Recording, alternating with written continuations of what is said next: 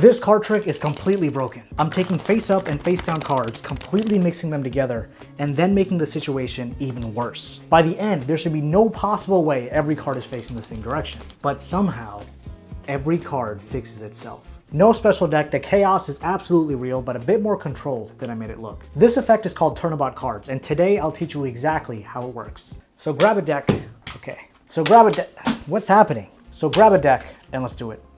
This trick works because even though it looks like the deck is becoming more and more random, it's actually just a couple of cards that we're managing controlled in a secret way. In theory, right, the way that it should work is we have cards that are face up, we have cards that are face down, and as we shuffle the cards into each other, right, square them all up, the cards are gonna be all mixed up. And then as we continue to do shuffles here and there like this, we riffle shuffle this way, we could even put everything together, we could riffle shuffle this way, and then at the end we could like snap our fingers or something like that, and all the cards should be returned into the same, or I guess normal order, right? Not cards being face up and face down.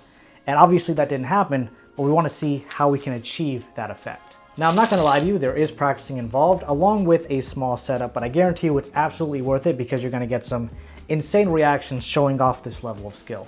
So you want to start by taking two cards. I like to take a joker and another random card, and take those two cards, put them facing the opposite direction on the bottom of the deck. So top down, all the cards are face down, and the two cards here are face up on the bottom. As you start, I like to show the spectator so we have the cards all facing down. What I'm gonna do is, there's gonna be a little bit of misdirection involved here. This is gonna be key for the first selling point. So you tell the spectator what you're gonna do is break the deck approximately in half, take half the deck, and let's see if we can break close to half. Take half the deck, and turn it face up on the table. As you're doing that, you want to lead them to the misdirection and turn this packet face down. So the way I like to do this best is I break, I turn both this hand, the wrist up, and this hand, wrist down, simultaneously as I'm pointing towards this packet. So I'm here, I'm going to turn this packet face up, right? So break half, I'm going to turn this packet face up, I grab with both hands, put that down, and then you don't want to turn this hand back over. You take this and put that down as well. Make sure you don't flash any cards in between anywhere. Now at this point, obviously these cards are all face up, and these cards are all face up except for these two cards, but the spectator doesn't know that. If you do the misdirection correctly, they're gonna think this is all face up, they're gonna think this is all, this is all face down, this is all face up. Now you're gonna riffle these cards together. You don't wanna riffle in a way that you're doing something like this where, you know, it's clear and open that nothing is as it seems. You wanna do a corner riffle. So I like to come here, these three fingers, pinky, ring, and middle finger, they're all gonna come to the top, index finger comes up front, thumb goes to these corners here. So I'm here, I press down with my index fingers, and I just riffle these corners into each other like this. Of course, it's more closed off, so no one can actually see from the front. And as you end, you wanna end with the two face down cards on top, and then square everything together, making it seem like it is as fair as can possibly be, right? That's step one, very fair. Now you want to do some shuffles. In the shuffle, the whole objective is to take one of the top two cards, move it to the bottom of the deck. This will take a little bit of good handling practice. The way that I like to do it is I use my thumb here. I'm holding the deck here, horizontally. I peel off one card with my thumb, and then I break off about half the deck from the bottom, bring it to the top like this, line it up with this break. Hopefully you can see that, but I have a break right here that I'm holding with my thumb that separates this card and this card. So one more time, I'm here, I have this break, right?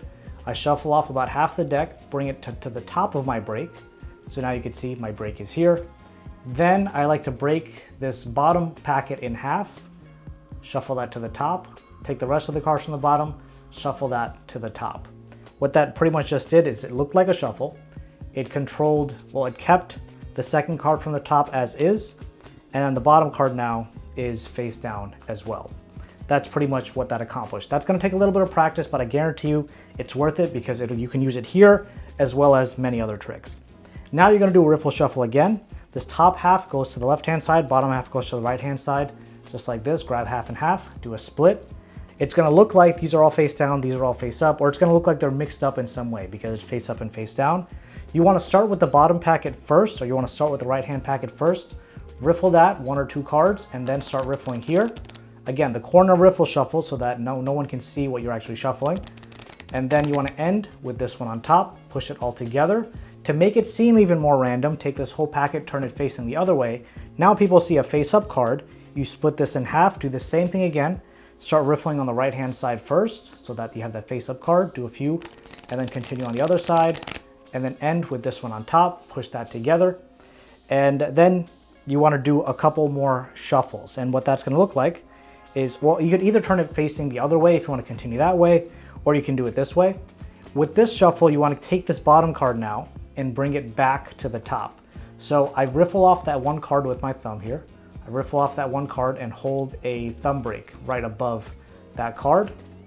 Then as I'm shuffling, I take about half the deck and bring it right on top of this card. As I do that, I drop that card on top of the deck. And then this bottom half here, I break it in half like I did before, bring it to the top, break it in half, or not break it in half, take everything under the break and bring it to the top. So now it looks like I just did some more shuffling and now there's a random jack that's on top of the deck. From here, I like to grab this and I say, so you see the cards are mixed up in every which direction. We shuffle them together several times. This is where the control really comes in. You're gonna do a double lift. Now there are many ways to do a double lift, and the best way that I like to do it is I do a pinky count, riffle off 2 cards here. I'll put a link to that on the screen, you can check that out. And you're gonna pick up these 2 cards as one and turn them face down. To the spectator, it's just gonna look like you turn down the jack, but actually you turn down 2 cards. Now I like to take one card like this. I like to have this deck turned towards the spectator, and then as I riffle, I like to kind of just guide this card through. Again, this is just more performance tips. I like to guide this card through so it makes that noise. Then I put this off to the side. Anytime I riffle with the Joker or do that move with the Joker, it actually fixes the deck. And this, you turn the cards face up and show all the cards are now facing the same direction. Everything has been fixed. 2 beginner mistakes I want to cover. When you're doing the riffle shuffle, of course, make sure you're doing the corner riffle. This way no one can see and the cards are not exposed. Then you just push the cards together like that. The other mistake that people make is trying to overprove every single thing. So don't shuffle like 5 billion times, right? The amount of shuffles I did is completely fine. Maybe you could do 1 or 2 more. I would not recommend doing less. But you don't want to overprove. You don't want to be like, when you're shuffling the cards together, you're like, you know, doing this and having the cards kind of mix up everywhere. You want to make it seem sloppy, but at the same time make it, but have it controlled, right? So to the outside person, it should look sloppy, but to you, it should be very controlled, right? So again, don't overprove. What's the other thing I said? So don't overprove, do the corner riffle, and pro tip, make it seem like controlled chaos. Everything is very controlled when you're doing the moves, but from the outside perspective, it should look like you're sloppily shuffling the cards together. Now let me show you what a performance would look like, because I feel like I've just been talking this entire time. Being a master card manipulator, I can do whatever I'd like and bend the cards to my will. Let me show you what I mean. So I break the deck approximately in half. I'm going to take this half, turn it face up. We'll leave it here face up on the table. The other half is still face down. I'm going to shuffle these cards right into each other, as fair as can be, and then I'm going to push them right in, right? As fair as can be. Now I could even do something somewhat of a shuffle here. These are called block cuts or strip cuts. And what that's going to ensure, again, cards are facing every which way. And to be even more set on that, I can take these cards, shuffle them into each other one more time, like this, turn them facing the other way, shuffle them into each other again, so that really they are mixed up. And then maybe even one more time, if you remember what these are called, block cuts, strip cuts, whatever you want to call them, we do that one last time.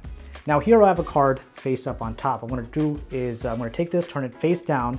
Now watch, if I take this card and I run it face down just like this, give the deck one last cut and a special dribble, you'll see now all the cards are facing the exact same direction. Everything you need to perform this trick is right here, but while working on it, I came up with some more advanced ideas and concepts that would really make this whole thing a lot more convincing. And I plan on going deeper on those ideas in the Underground Club that I'll be relaunching on June 1st. A huge shout out to all my Underground Club members, and thank you, love you, see you soon.